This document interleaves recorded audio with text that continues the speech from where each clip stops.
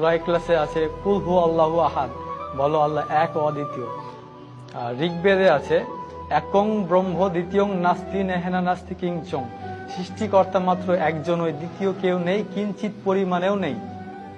তখন আমার মাথায় চিন্তা আসলো যে সৃষ্টিকর্তা যে একজন, কিন্তু আমরা তো অনেক ধরনের মূর্তির পূজা করি, তাহলে এগুলো কোত্থেকে আসলো? অথচ বেদে আছে নাচ্চি কাচ্চি জাদিতা না জাদিপা নাস্তিপতি মাস্তি, সৃষ্টিকর্তার কোনো প্রতিকৃতি নেই, কোনো ছবি নেই, কোনো মূর্তি নেই, কোনো ফটোগ্রাফি নেই, কোনো আইডলস নেই। তাহলে আমরা কেন এই ভ্রান্তিক বিষয়গুলো নিয়ে পড়ে থাকবো? আমার চিন্তা ভাবনা শুরু হলো, আরো জানলাম।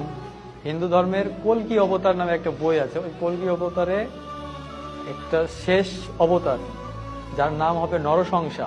নরসংসা অর্থাৎ প্রশংসিত ব্যক্তি। প্রশংসিত ব্যক্তিকে আপনি যদি আরবিতে নিয়ে যান